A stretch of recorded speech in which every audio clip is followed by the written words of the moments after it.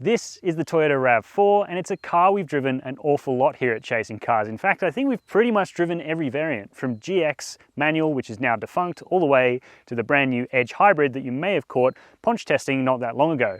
Now, on that facelifted RAV4 topic, you may also have caught Tom's detailed review of the new XSE hybrid only grade that is $2,500 less than this Cruiser I have here. But the question is that $2,500 saving bringing you better value than this vehicle that we already thought was probably the pick of the range before the facelift? Is that still the case? Is the Cruiser still the best RAV4 to buy? That's what we're going to be interrogating in this video. So with the filling out of the Toyota RAV4 range that occurred in early 2022, this Cruiser is now only just that little bit more expensive than the mid-spec XSE. It's not such a big step from the GXL with its cloth seats to this vehicle with its nice leather interior. Now, what exactly is the vehicle I've got behind me? It's the two-wheel drive hybrid version of the Cruiser, finished in this dark blue colorway, which I think looks pretty good, though I know a lot of you guys out there are missing that bright Smurf blue from the pre-facelift model. So let me know if you're one of those people in the comment section down below. While you're down there leaving a comment, we'd love it if you could hit subscribe if you haven't done so already. And if you've seen enough of this review of this RAV4 already and want to take the next steps with Chasing Cars, I've left a link down below where you can find extra links to book a test drive or download a brochure of the new RAV4. Now let's talk about how you can tell this Cruiser hybrid two-wheel drive variant apart from the other variants in the lineup. Well, for a start, this is probably the most pragmatic RAV4 spec. The Edge Hybrid gets some pretty snazzy polished finish alloy wheels that give it a little bit of an extra edge, and you've got orange stuff inside. And then below this, you've got the XSE with its black roof and black pack. This Cruiser really is only told apart from lower grades outside by the inclusion of chrome door handles and these black finished 18-inch alloy wheels, which are unique to the Cruiser Hybrid, because the petrol cars, the 2-litre petrol, which starts from 43,250, gets bigger 19-inch alloy wheels. Bit of a weird spec tweak, but this Cruiser Hybrid gets the slightly smaller wheels. And then finally, around the back, we've got the telltale Cruiser Hybrid badge if you weren't sure from the front. Now, how do you tell the facelift apart from the pre-facelift? Well, Ponch has gone into that in extreme detail in his video, so I'll give you a quick overview. Basically, they all now get LED headlights. There are different wheels across the range, and you also get a slightly different chin spoiler, but you still get these slightly cheap-looking non-LED rear tail lights. So that's something that a lot of competitors are addressing with sharper LED signatures. Now, we've got to open that boot. Now, you know from Chasing Cars videos, we hate the beep of the Toyota RAV4's electric tailgate, though it is standard on this Cruiser variant, and I believe down to the XSE as well. Opening that up, we get a pretty decent boot, and this is one of the things that saw the Toyota RAV4 do extremely well in our mid-size SUV mega test, and it saw off all its other newer rivals because of a combination of this practicality, the great build quality, and just the standout efficiency, especially of these hybrid models. Now, under the boot, we've got 580 litres of storage with the floor in the slightly lower of two positions, which looks a little bit awkward. So I think for me, most of the time, I'd run it in higher of two positions, which brings it to 542 litres, which is still respectable for a mid-size SUV. Now, one of the things this car doesn't have that some rivals do is a sliding second row, so you can't slide it forwards or incline the backrests to get yourself more space like you can in a Volkswagen Tiguan. And of course, it's only a two-row car, not a three-row SUV like you'd see in a Mitsubishi Outlander, but still, the finish is nice. You've got the JBL speaker back here to tell you that this is indeed the Cruiser with its nicer quality hi-fi stereo. And yeah, let's close that boot. Toyota still needs to add a locking tailgate button, but I guess that'll come in a new generation, a 6th generation RAV4 that shouldn't be too far away in the grand scheme of things. So here in the front of the RAV4, it's a very pragmatic place to be. Plenty of practicalities and a lot of black plastic and leather in this Cruiser grade. Now, if you saw Ponch's review of the range-topping Edge Hybrid, you'll have noticed that that car gets a lot of extra interior pizzazz. Lots of orange stitching, and everywhere that's brown and sort of old person feeling in here is orange in that car. It just gives it a little bit more life, and that particular example had white facing on this leatherette dashboard here. This car does not. This is all black, and while it may not look quite as stunning to the eyes, it does mean that if you have a family, this one is going to be a much more practical choice in my book, because it's just going to be so easy to clean. Now, I should add that this is also the only RAV4, despite it not being the most expensive RAV4, to get leather-faced seats, like leather upholstery on the front seats, which means that you're going to stay a lot cooler in a country like Australia, and maybe it'll hold a little bit more dirt and grime than synthetic leather, but it's just going to keep you cooler on a hot day. Adding to that, we've got 3-stage fan cooling. As I mentioned in the introduction, you've also got 3-stage heating now as opposed to 2-stage, and you've also got electric adjustment now for both front driver and front passenger, and that means that I can sit comfortably in the passenger seat at 6'2", where I couldn't before, even with this Cruiser's standard sunroof. I'm now very comfortable there, so I'm glad Toyota listened to us on that, though that's not the case in every RAV4 grade, including the XSE, which doesn't get height adjustable front passenger seat, which I'm sure you heard Tom talking about. So yeah, it's looking like the Cruiser's kind of the best pick. You still get the same 8-inch touchscreen with all the shortcut buttons down the side that's really easy to interact with. No, you don't have a rotary controller like you'd find in a Mazda CX-5. And the technology package doesn't have the wow factor. Certainly the 7-inch semi-digital instrument cluster, I think, is just a bit of a weak attempt. Toyota can do better than this. They can do a fully digital driver's display. It's just not going to be in this generation of RAV4, the 5th gen car. I don't think they're going to be able to make that happen. We'll have to wait for the next gen. Now, other things we've got is this nice small steering wheel, leather appointed in this grade and all grades from GX all the way upwards. It feels nice and soft in the hands, and you've got all the buttons here to control stuff like your driver's display inputs, so your fuel consumption and that sort of thing, and your adaptive cruise and safety suite on the other side. In the center console here, we've got things like physical climate control dials. You don't have to jump through menus, and they have this really nice sort of rugged quality about them that does make the RAV4 feel a little bit off-roadery, even though it doesn't have all the credentials of a true off-roader. It gives it that sort of active lifestyle feel. We've also got soft materials on the door cards, well, I should say on most of the door cards, because this grab handle is still hard plastic, and there's still quite a lot of hard plastic in this interior, certainly below the sort of tide line. It goes quite scratchy, but then it is a Toyota and it isn't that expensive in the mid-size SUV class, so you kind of don't expect to get full-on luxury. It's kind of a blend of both. You also get wireless charging pad here, a couple of USB ports in there, all USB-A and a 12-volt socket. Then practicalities wise, this is really where the Toyota RAV4 must curry favor with a lot of families, because you've got really clever, nice touches of storage, such as this little tray here where your photographer can leave their keys and sunglasses while you're trying to do a piece to camera. You've also got this little handy storage thing, which is good for, I guess, cards if you need to swipe card to get into your work car park, or like a coin purse or something like that. Nice deep central bin, 2 more USB-A ports, a little removable tray here, and yeah, the bin is pretty deep and it's got a nice soft bottom to it. Finally, we've got these 2 cup holders which are really deep, easily fit my takeaway reusable coffee cup, and then the bins and the doors that work really well, and it's all topped off in this Cruiser by a nice JBL stereo. It's a 9-speaker unit. It's not, you know, best in class, but it certainly sounds better than the base car's 6-speaker stereo, and it just makes the Cruiser feel like it's still the right choice. I don't think it's necessarily worth stepping up the extra $4,000 or so to go to that Edge Hybrid. This just seems to be a better blend of luxury with its leather seats and full power adjustment, with practicality, with its black upholstery. It just sort of works, and yeah, you get this nice light headliner and of course that sunroof we mentioned earlier. So a little bit pragmatic and boring it may be, but the RAV4 just feels like it's really, really fit for purpose, and we love that here at Chasing Cars. The story continues back here. You don't have any flash things like cool tablet holders or USB charging points behind the seats, but the RAV4 just kind of works. As you can see, I'm actually really comfortable back here. The bench is more supportive than I remember it being, and certainly better than a lot of mid-size SUVs, almost enough for my rather long legs. I've also got a decent amount of knee room behind my driving position, and because the seat's so squishy, I can push into that further. So yeah, super comfortable, decent amount of tow room, and the short sunroof bulge means that it finishes before where my head starts. So that means I got great headroom too. It just works.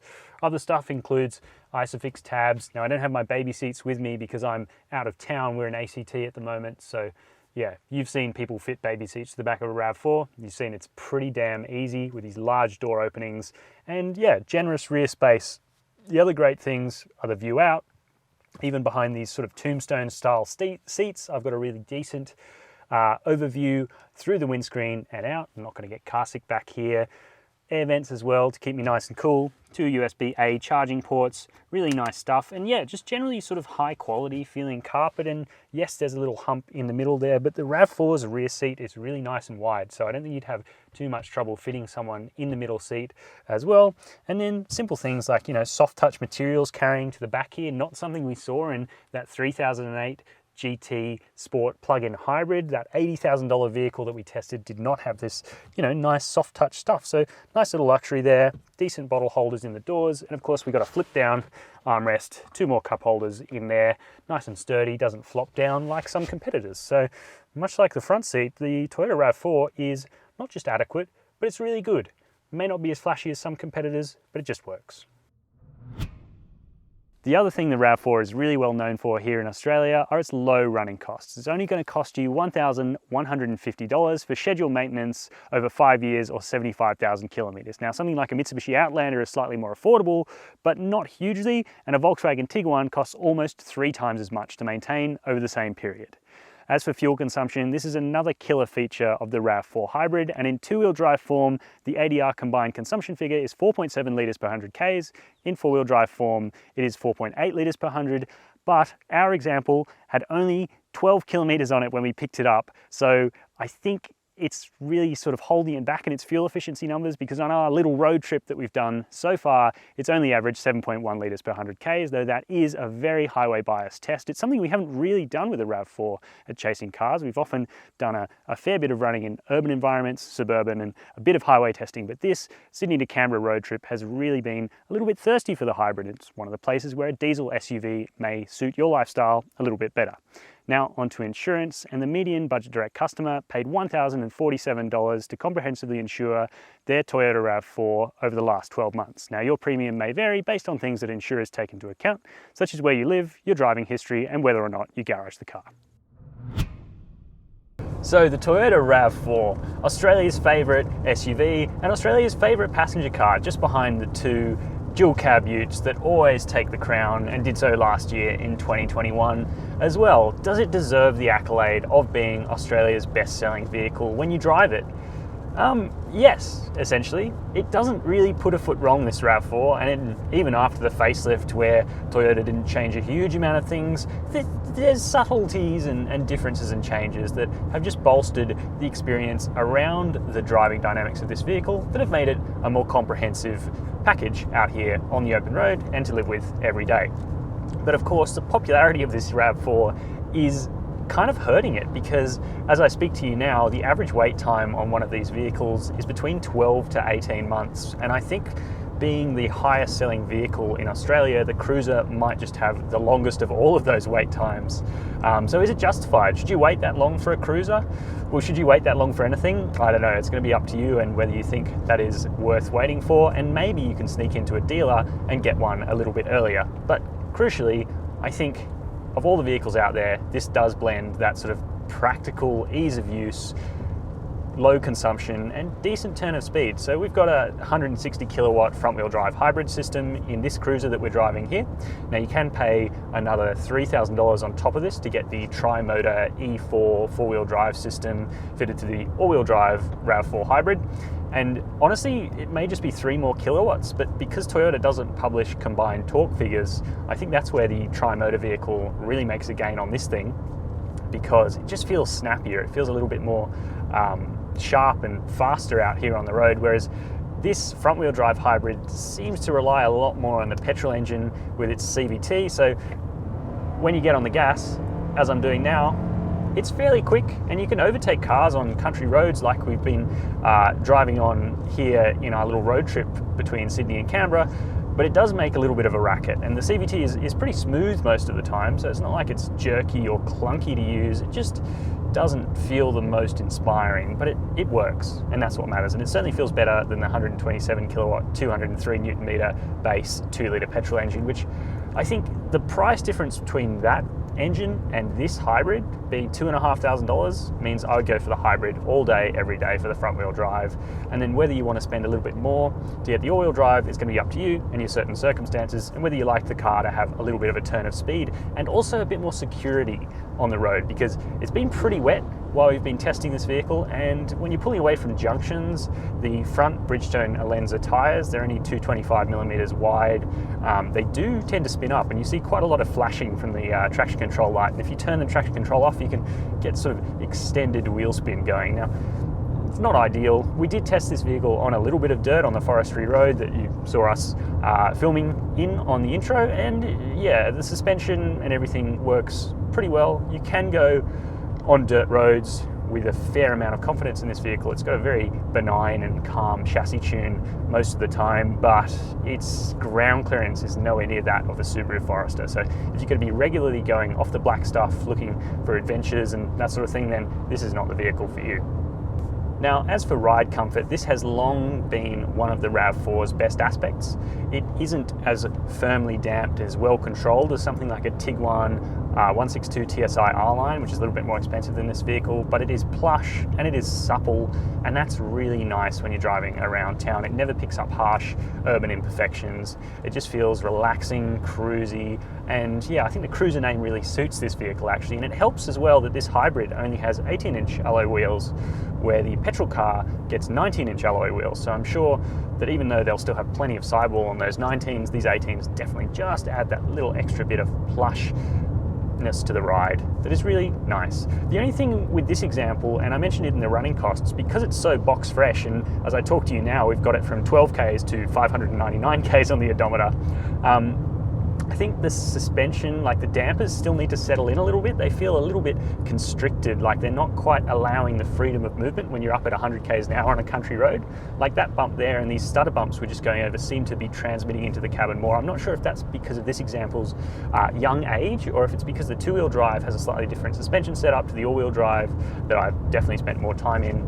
That just feels a little bit more comfortable, a little bit more well controlled at high speed. But still, the RAV4 is great, and it still has a decent amount of dynamic prowess to it as well. It's not a sporty SUV by any means, but it is one that if you're on a twisting country road, you do have plenty of options to adjust your line if the corner happens to get tighter, and it just rides and corners exactly like you would expect a Toyota based on the Tianjie platform would. Finally, we come to the safety suite of this RAV4, and it was rated with a 5-star ANCAP award when it was done in 2019 in May. And so while the RAV4 was rated 5 stars in its 2019 ANCAP test, things have moved on a little bit in the world of safety, especially in the world of mid-size SUVs, where this car doesn't have things like junction AEB or reverse AEB that some competitors such as the Kia Sportage and the Volkswagen Tiguan have had added to their suites over time. So, and the other thing worth mentioning is that the reverse camera and the surround camera of this Cruiser model is very grainy. It's the same across the whole RAV4 range. It just feels a little immature, and it's the same thing with the adaptive cruise and the lane keep assist system. They just don't feel as well polished as newer vehicles, but they all work, and when you need that AEB and front collision warning to work when you've got a pedestrian, cyclist or vehicle ahead of you, then I'm sure it's going to function as intended. So the RAV4 may not be the most exciting and vehicle that you can shout about the most in this class, but it is absolutely still one of the best. Even after that mid-size SUV comparison, nothing really got close to doing everything as well as the RAV4 did, providing quite the same amount of driver enjoyment, comfort, and just ease of use that this vehicle manages to do. And that's why there's such a long wait list. So, what's the verdict after a good old-fashioned country road trip in the Cruiser? Is it a cruiser? Well, yeah, it's still a really good vehicle, and I think out of the RAV4 range, this is still our pick here at Chasing Cars. The inclusion of 3-stage ventilated seats along with 3-stage heating and the height adjustable passenger seat means that this really does feel like a more complete package than the XSE for not a whole lot more money, though of course I would probably opt for the 4-wheel drive version of this. I know it's a bit more expensive, but it does have that extra kick of speed, gives you a little bit more security, and it seems to lower the fuel consumption in real-world testing. Interesting one there, because of course this car isn't totally run-in. Maybe we'll get it back and reevaluate that in the future. Now, I'd love to hear your thoughts in the comment section down below on what you think of the RAV4 and which is your pick of the range. Do you like the Cruiser, or do you like something a little bit more basic, or the black pack that the XSE is equipped with? Let me know down below, and if you haven't done so already, we'd also love it if you could hit that subscribe button, and thank you for watching Chasing Cars.